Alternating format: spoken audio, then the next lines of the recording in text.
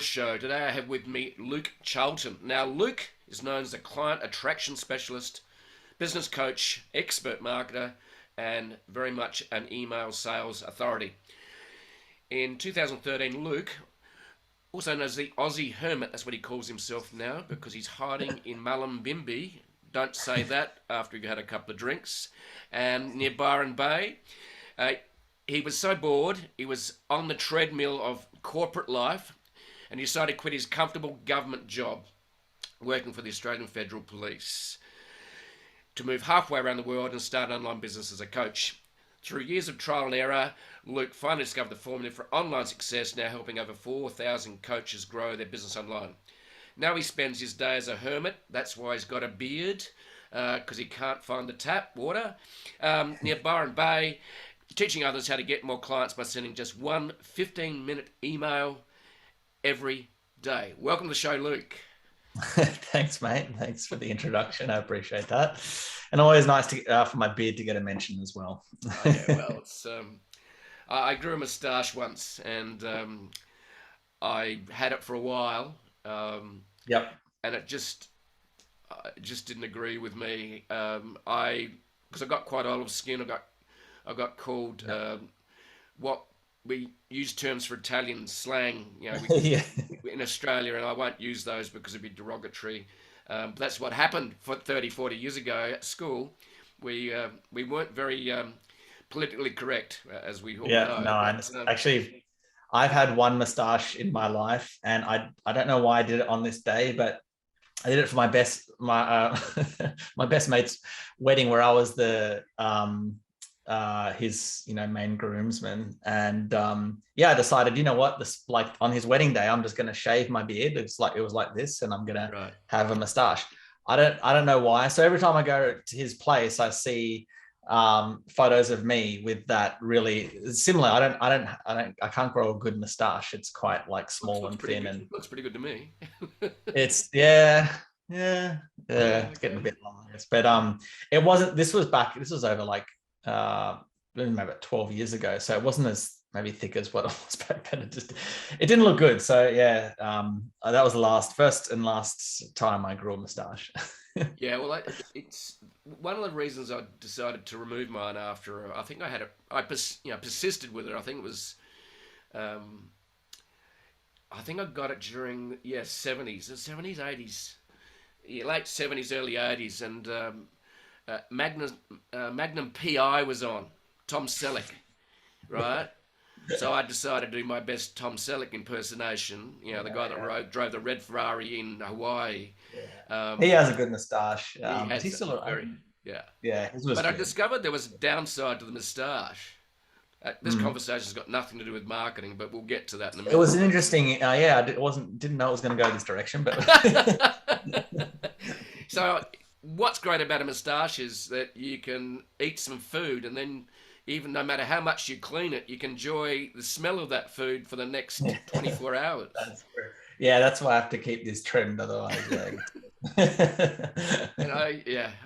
suppose I have a little bit of a clean gene that sort of just didn't sit with me. So I've been clean shaven mostly since. But enough about moustaches. Let's hear about how you got into being a marketing specialist, funnel builder.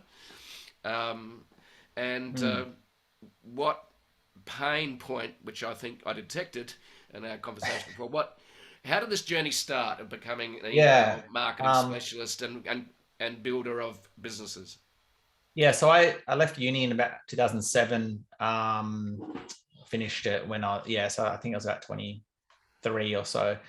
And I didn't really know what I wanted to do, so I thought, I'll just get a 9 to 5 in I was actually working at customs. Worked there for a couple of years and then got very repetitive. So then I moved to AFP, and same thing. Like it was great in the first 6 months. I think like most corporate jobs where you're learning a lot and it's you're growing, so it's kind of fulfilling. But then like most jobs, you after you finish that learning phase, it's just very repetitive. You're not growing. And for me, that was really depressing. And And I started to realize that maybe like doing this for the rest of my life would not be a great idea, because like with government job, where I'm from in Canberra, everything is government job.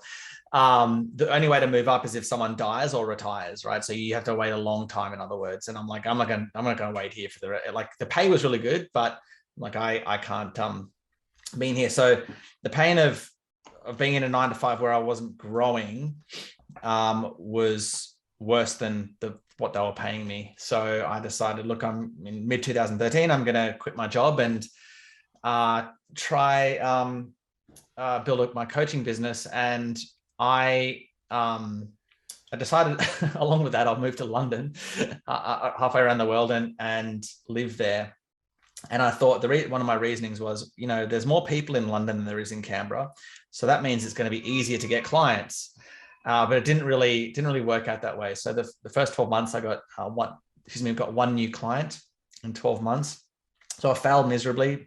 I tried a lot of different things. I went networking 5 nights per week, because with London, there's that many networking events that you could go. So I did networking 5 nights per week. I had my own Google Hangout show. What else did I do? I went, LinkedIn groups and Facebook groups. I did cold calling. So there's a website called the International Coaches Federation. They have a list they did back then, of all the coaches that are like certified. So I downloaded that list and like called people off that list to try and turn them into clients. I got so desperate that I went door knocking on restaurant doors to try and sell like mobile apps for their restaurant, like so people could more easily order like food and stuff, because this is before the time of mobile apps. Like kind of like where they were, it's like a responsive website. And I got no clients from that. But this is how desperate I got, right? I actually I wish I had, it's upstairs. My partner, Alana, I went and started selling for an MLM, pain patches for an MLM.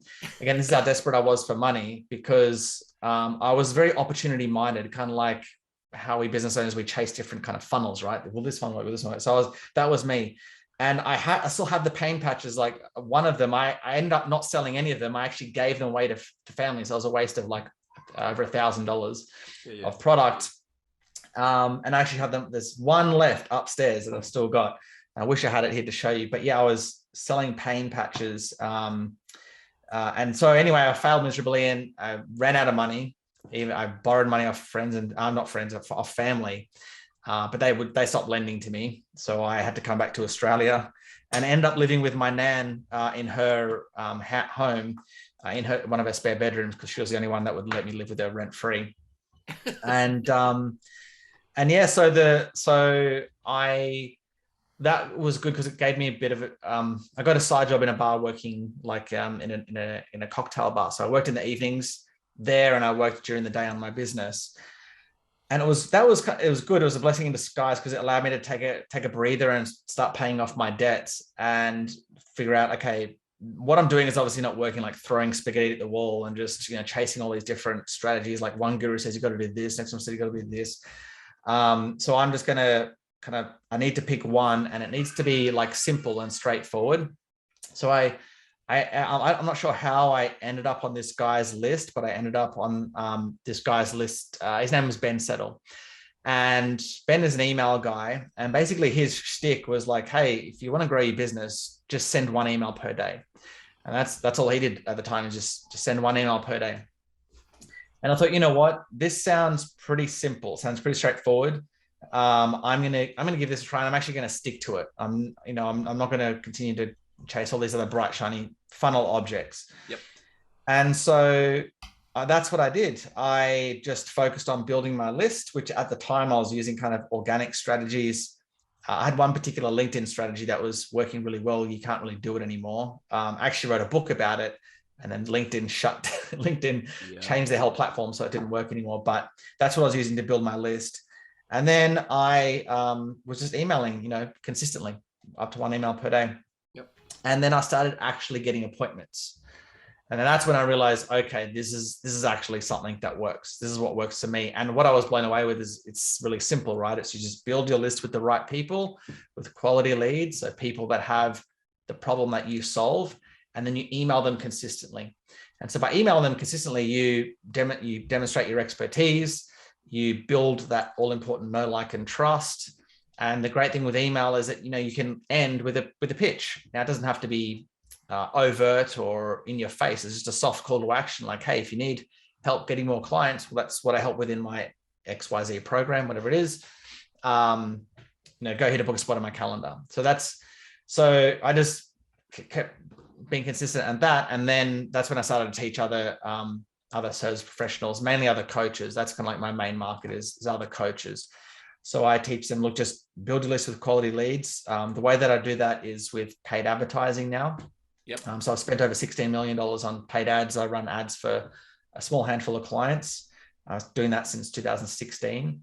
Yep. And so I just show them, hey, here's a really simple way to build your list with paid ads. It's all on autopilot. And then you just focus on sending one email per day. And that's where we start for them to start getting them, consistent appointments. And that's how simple, getting clients can be when you keep it simple. You don't need a complex funnel. So that's my message. You don't need complex funnels to get high paying clients. It can be that simple. Yeah. So what I love is the simplicity of the approach. And a lot of people heard about Russell Brunson and ClickFunnels and his book, Secrets. Yeah, I've got all these books. Yeah. I can do all the funnels. I've done them for clients. I respect him highly, but for coaches and experts under six figures, that's not what I recommend. Yeah. So essentially, in a digital world, you've got to start with a website. Well, Right? hey, here's the funny thing. I didn't have this is my whole business. I didn't have a traditional website like I do now. So my lukecharlton.com website, that only came about at the end of 2020. So when I started this strategy, my whole business was literally an opt-in page, like a page to give away a free guide. That's a website. Thank you page. But not like when people say website, they typically mean traditional, like about page, blog, contact. I didn't have any of that. It was just an opt-in page and a thank you page. So, so that's really all you need to get clients. And then you can add in the website, like a traditional website later if you want. Yeah. Okay. So I've heard that strategy before, which is actually, I love the simplicity of it. Is just a landing page effectively. So it's essentially a one-page website. That's it. Yeah. It is. Well, two-page. If you want to get but yeah, it is like what the prospect sees is a one page. That's correct. A one-page website. Yep. Yeah. I'm not trying to be pedantic, Luke, but I understand. But I love the simplicity, and this is one of the things we try to cover on the podcast here, the Jeff Buller Show, and also our new product, Side Hustle Strategies, is that don't overcomplicate it. Launch a minimal viable product, and there's another term I've come across called a minimal lovable product, and it's true. And you are the exponent, which is revealing that it doesn't need to be complicated. And you did all the complicated stuff in London. Yeah. And you went, I want to keep it simple, and I think that's fantastic. So, okay, you got your landing page website. But you do something which is very simple again. So what do you do next to actually start collecting emails and subscribers? What did I do, or what do I do now? Both. Where did you start first?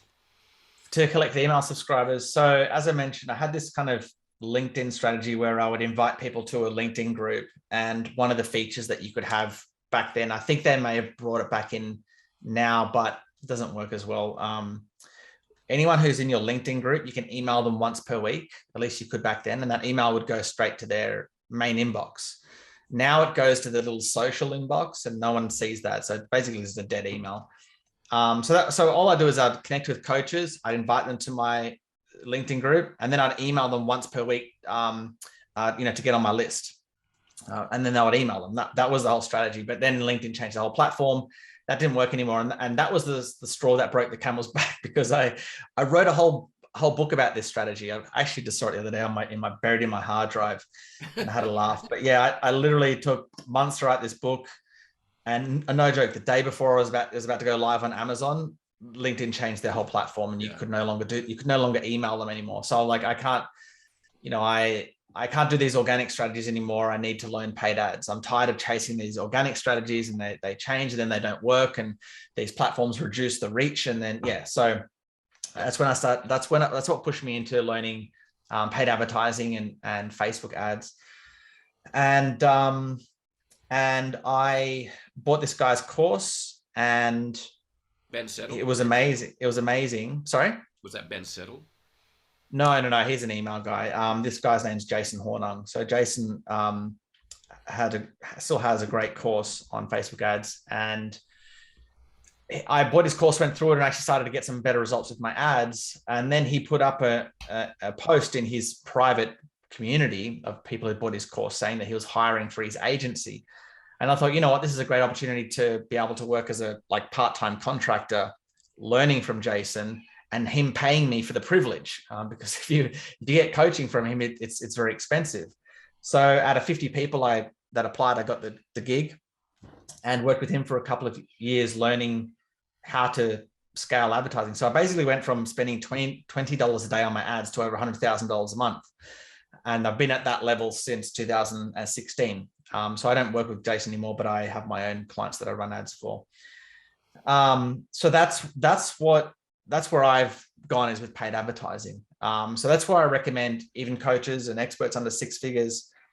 I love paid advertising because it allows you to, one of the biggest benefits is it allows you to test your message very quickly. So if I spend $100, I can, within $100, we'll know whether your lead magnet, whatever it is, free guide, it could be a webinar, whatever it is it whether people want it or not. And that's very, very valuable. Like if you do organic strategies where you're in Facebook groups or you're doing like a blog or something, it's kind of hard to test when things are working in the beginning, when you don't have much of an audience, because you're not getting much traffic. So it's like, do people actually want this opt-in? So paid ads allows you to test your message very quickly. The other great thing, it saves you a lot of time, obviously, because it's automated. Like right now, while we're interviewing, I'm generating leads in the background. While I'm sleeping, I'm generating leads. So valuable. Now, obviously, the downside is you've got to pay for it. But that's why you start low. You start at whatever you can afford, $20 a day, $30 a day. And then you scale, right? Once you start getting sales coming in, then you add more to the budget, then you wait for more sales to come in. And then you kind of snowball scale. That's the safe way to scale your advertising. You don't just go to $1,000 a day, from day one. So that's what I do now. I just teach coaches, just use a simple lead magnet to build your list. Make sure it's the right lead magnet to attract who you want on your list. And yes, they still work. They still work very well as long as you've got the right lead magnet. And that's where I see a lot of service professionals go wrong, is they don't have the right lead magnet. They just have a lead magnet that kind of attracts a broad audience that's not really motivated to spend on high ticket service. Yeah. So what you've talked about too, in terms of what you've been through, is that LinkedIn and other platforms are very organic in the beginning, and the trouble is they keep changing the algorithms and how the platform works. Yeah. A tactic you use in 1 week won't work the next week, just like you discovered when you went to launch on Amazon. I also love, the next part of it is, okay, so how, and you're really talking about launching or creating a minimal viable product, but in other words, you're going to test it with ads. So to see what works without, and then once you've got that sort of robustness and see what works, and you also got a decent system and processes. And I think this is what a lot of entrepreneurs don't get, is that they've got a great idea, but they don't double down on their systems and processes to help them scale to the next level.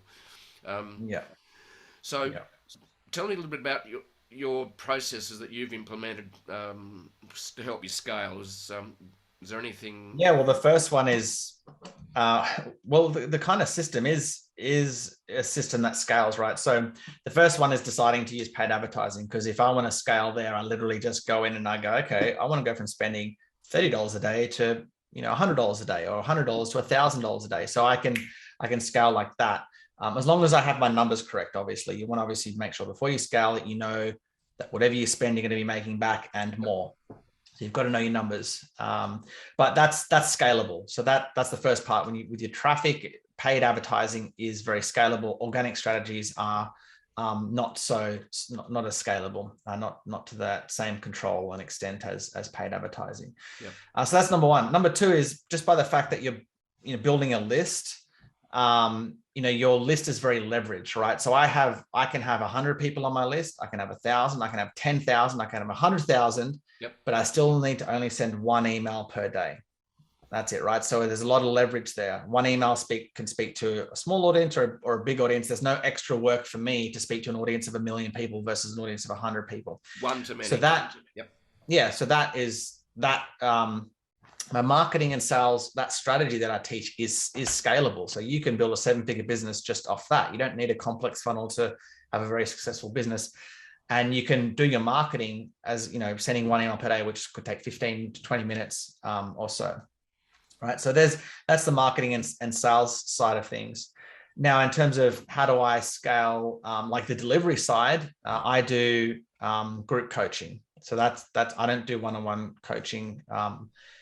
I did a tiny bit of that when I was kind of getting going, but I don't do that anymore. So I do a call once per week, goes up to 2 hours. Then I have a group of people in a Facebook group, basically. So I answer questions maybe, depending on the day, 15 to 30 minutes a day, and then the call is a couple of hours a week. So that model, that group coaching model, is very scalable as well. Yeah, and I don't desire to have a company with employees. So if I wanted to, then you'd go along the lines. One person I might hire. I've got a VA in Philippines that does stuff for me for my ads, but would be a salesperson. Is probably someone that I would eventually hire just to do the sales calls. But that's about it. Yep, so that's how I would say scale. Yeah. So this is what I think people need to understand as entrepreneurs, is that you don't need to follow the models of everyone else. In other words, design a business and a life for yourself that you want. Yep. And it sounds like you've done that. Yeah, I work about maybe 3 hours a day or so. And I really love what I do. Like I could work longer, but I've got the 2-year-old and a 4-year-old, and they take up a lot of time at the moment. So you've got to fix their toys. Yeah, sorry? You've got to fix their toys. Oh, I know. This is for everyone that's watching. I have a doll here that I have to fix that my eldest broke again. All the stuff I have to fix is left. Actually, here, look at this. This is on the back of her boot. It's like a unicorn gum boot that needs to be glued back on as well. So yeah, anything that has to be glued, it gets put on my desk to get. So you become a glue specialist as well. What glues work? Yeah, I have actually. Yeah. I got so many things of super glue. It's crazy. Constant gluing. Sounds like super glue is the go-to glue, is it? Yeah, very much so. All right. So I love the simplicity. Number one, so you use a free offer for yourself, which I've actually downloaded. So tell me more about your free offer that you offer, and how it works, and maybe the journey, how you discovered that, and also that gets into what you said is you need to get clients that you want, and also be able to drive away the ones you don't want. Yeah. So that's okay. So my lead magnet. So I had a lead magnet called the Rapid Rush of Clients email script. So that was I had used that for like 5 years, and it was just like this fill in the blank email templates. Yep. And I ran that for a long time with ads, and then it kind of died. So I'm like, okay, I'll create a new lead magnet. And then I came up with the nine email offers.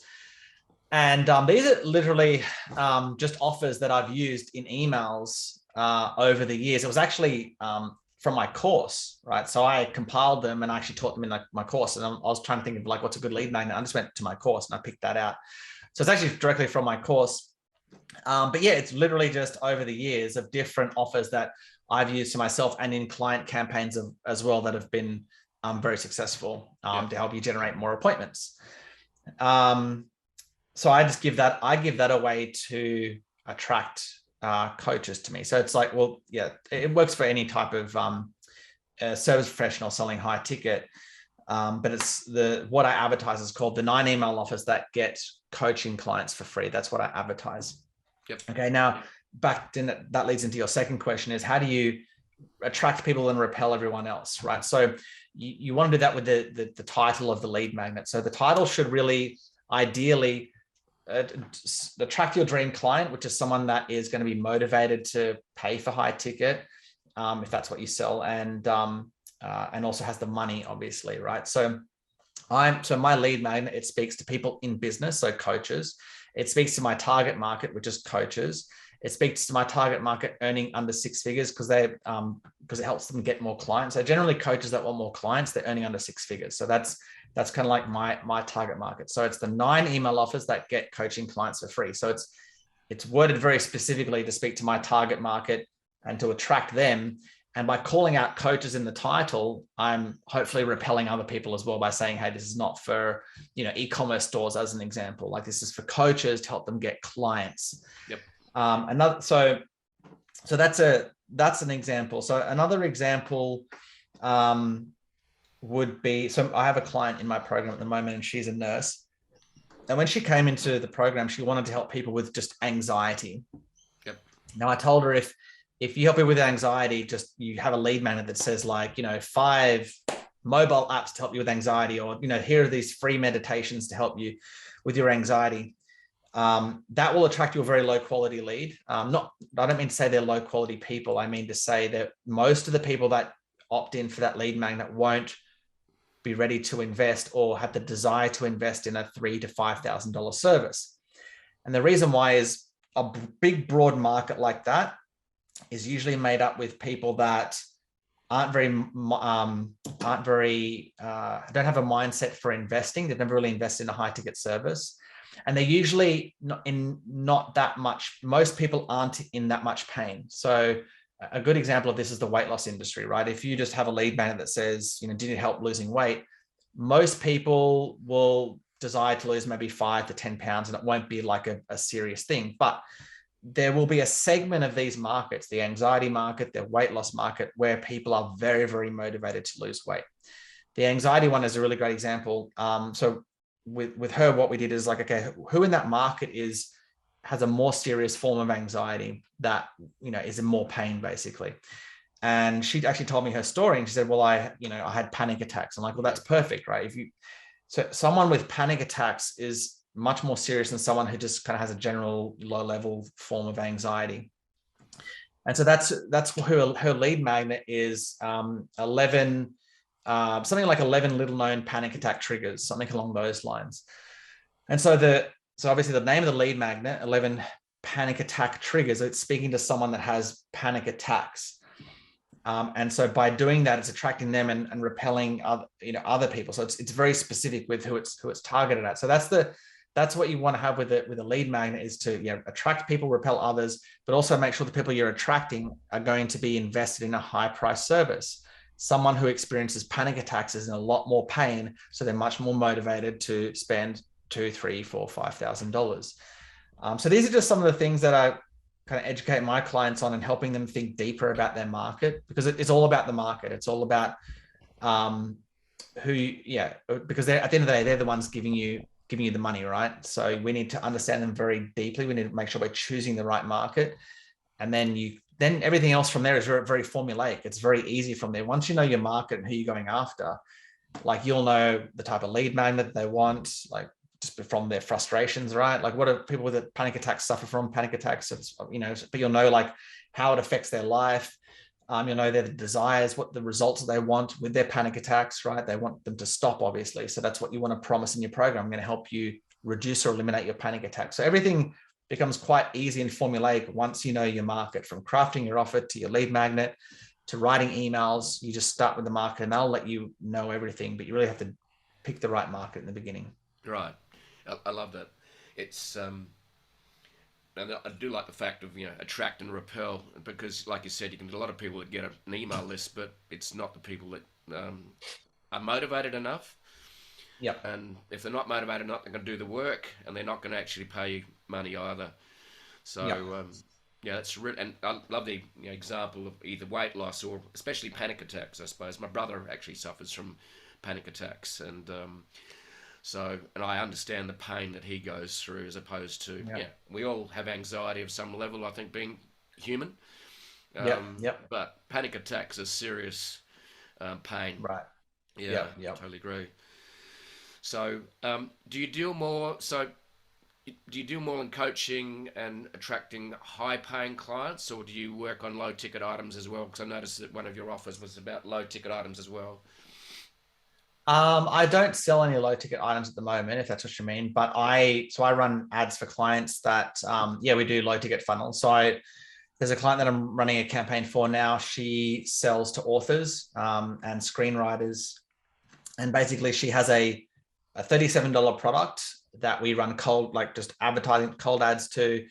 We're spending maybe about $1,300 a day on that at the moment, and that sells a product just to help them create better stories, so publishers will actually want to buy their book, basically get them published. Right. So I can do all the complex funnels, and I've had very successful campaigns with all of them. With something like that, that's the most difficult type of funnel to run ads to, I would say, is a low ticket information product. You have to be very good. You have to be kind of on your game. You have to know, like, because again, you're selling a product to a cold audience. They have no idea who you are. So the offer has to be on point, it has to be positioned correctly. The copy has to be really good. Usually your copy has to be a bit more emotional than just a regular lead magnet ad. Like, it's literally, for me, that it's just a couple of lines. Like, hey, do you want these 9 email offers that get coaching clients for free? Go here. Like, that's a very easy sell. The name of the lead magnet. But if I all of a sudden sold it for, change that to $10 versus free, now I have to sell it a bit more, right? Now I have to use a bit more copy. And so that is, for someone that's not a professional marketer, it can be done, but what happens is it's not done. And they get discouraged, like they spend, all these months putting together all these products and funnels, and then they launch it, doesn't convert. And then they don't have the perseverance to then continue to test and tweak and get better at copy. And so they're just on to the next kind of bright, shiny funnel, right? And so that's why, again, I know the process. I see it over and over again. Is it possible? Absolutely. Is it probable? From my experience, it's not probable. Right. Yeah. But one thing you mentioned there, which I think is really important, is persistence. And in other words, you've got to be playing the long game and keep testing and to see what works. Yeah, if you play the long game, absolutely. Like, that's the most important thing. Like, I was thinking about this the other day. Like, what separates? Like, why am I at this level where other coaches aren't? And I think one of the big things is you hear all the time, it's mindset, but specifically patience. I think I'm more patient than most other coaches. And so I've just simply outlasted them because I'm more patient to wait for those results. I have that long game and persistence. And part of persistence, obviously, is testing and tweaking and trying different things. If you have those two things, you can make any funnel work. If you've got patience and persistence, you can be successful with any funnel. It just is, the question is, do you have that? How motivated are you to keep persevering, with a funnel when it doesn't work first go? That's the question. Yeah, I love that. Patience and persistence are 2 Ps. It's if you're prepared to do that, and you can last the distance, there's no guarantees that you'll win or be successful, but you can be pretty close to almost guaranteeing, because I think most people will be a lot further ahead than what they ever dreamed they would if they're patient and persistent. Yeah. For me, like, a goal was like 10 grand a month when I first go. That was a big goal for me. When I was in London struggling all those years, that was so, like, 10 grand a month felt like so far away. And being, way past that at the moment, again, I'd never thought that was, again, just a goal for me to get to 10 grand a month. That I'd be happy with that. But, I think, and now I'm still not I still want to grow. I still want to move forward. That's what we naturally want to do as humans. But I think that if you're patient and persistent, you may not become like a billionaire or like, 100 millionaire, but you will be shocked at where you are in, many years' time from where you started. Yeah. I think most people would. Yeah. There's a quote, in a good way. Yeah. Well, there's a great quote from Bill Gates. Said a lot of people overestimate what they can do in 1 year, but underestimate what they can do in 10 years. Yeah, 10 years is a long time. Yeah. And people quite often can't see that far ahead. So yeah. Well, it wasn't even 10 years ago that I was 10 years ago, I was still working for AFP, which is that just blows like that. like the stories I could tell you about what's happened over the last, like, I mean, I'm a dad of like a 2-year-old and a 4-year-old to start off with, and that's not even including the whole journey in London. And I lived in the US for like 3 months trying to get my business going there.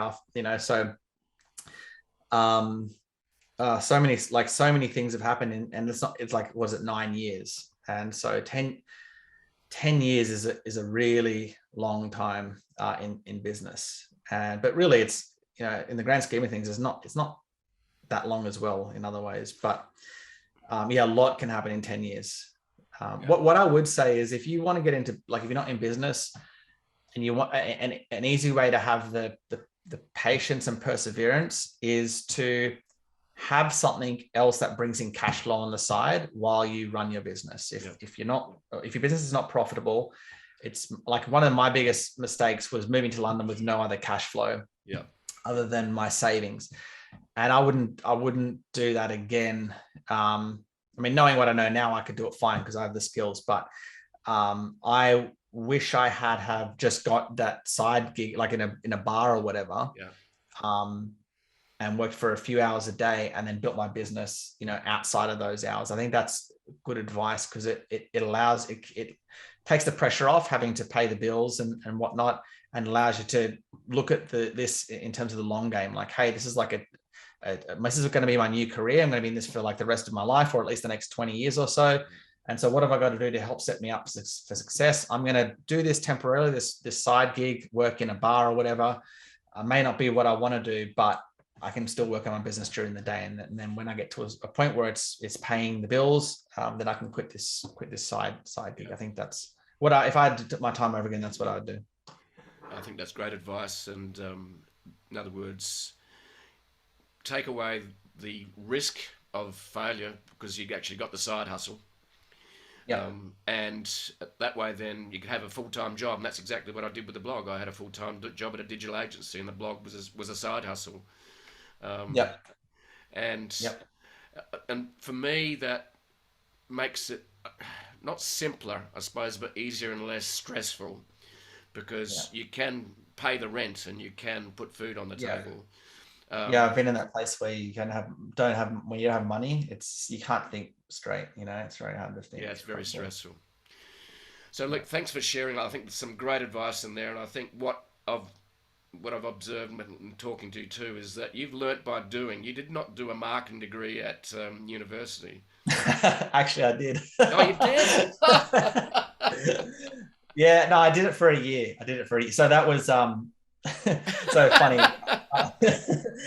That probably makes my story. Like, so that's the thing. If I can be successful, so I didn't everything I learned in university, I used none of it today, just as an FYI. So that's another regret. I would never go back to university, but I did so my major and minor was communications and film study.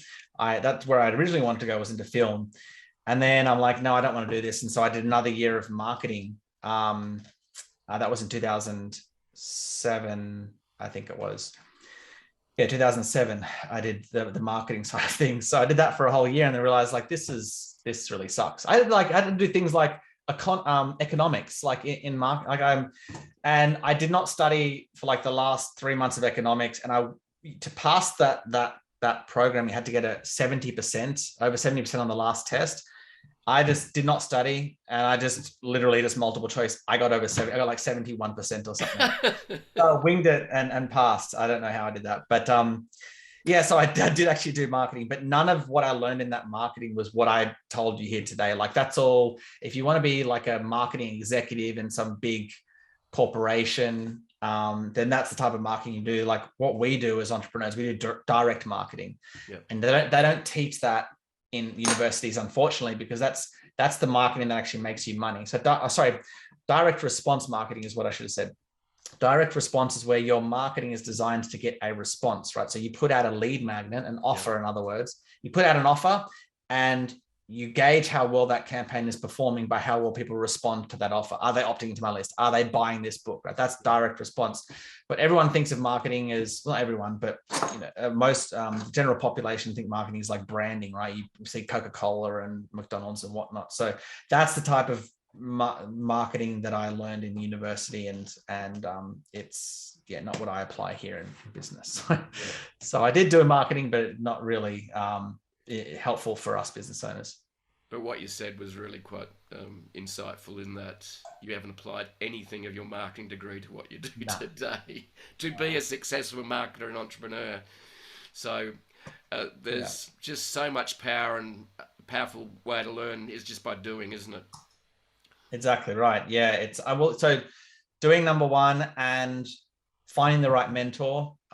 So like I picked some really bad mentors in the beginning, like kind of fake gurus that were all talk and very, very good at talking, but very bad at delivering. And that set me back a lot. So not only in time, but in finances. But then I found some really amazing ones I mentioned, like, Ben Settle and Jason Hornung. Yep. Like just those two guys, just following them and have transformed me and my business. And yes, you have to act on that as well. But finding mentors that have done what you want to do is so critical. Like that will accelerate your success like nothing else. Yeah. So you do those two things: mentor, and you take action. And for me, as long as you apply, you model them, you persevere, like what we're saying, persevere, you have patience, you will be successful. Yeah. That's my belief anyway. Okay. So it almost sounds like you've summed up what you've learnt along the way, frankly. Yeah. Yep. So if I could maybe sum it up in terms of your top tips for our audience is, number one, find a good mentor, act on it, and then persist. Then maybe your top three. Would you agree? Yeah, with and that? be patient would be number 4. Yeah. Okay. Yeah. All right. That's awesome. Thanks, Luke, for sharing your wisdom, mate. I love these conversations to learn from people that have been there, done that. I love also the value that you've kept true to yourself is the simplicity. I think we all try and complicate things, but you've kept it simple. But you went the route of complexity until you dragged it back. Yeah, I did. See, because I'm a tech guy, so I love all the technology. I grew up with tech, so that's I think what drew me to it. But I realized that was getting in the way, the client attraction. Yeah. So thank you very much for sharing your wisdom, Luke. It's been an absolute pleasure. All the best with Mullumbimby near Byron Bay, the hermit known as Luke Charlton. Yep. Thanks, mate. It's been a real pleasure. You live in a beautiful part of the world, and maybe look forward to catching up when I'm up that way. But and I hope the gluing keeps the girls happy. All right, mate. Thanks for your time. It's been an absolute pleasure. Thank you. Thanks for having me on.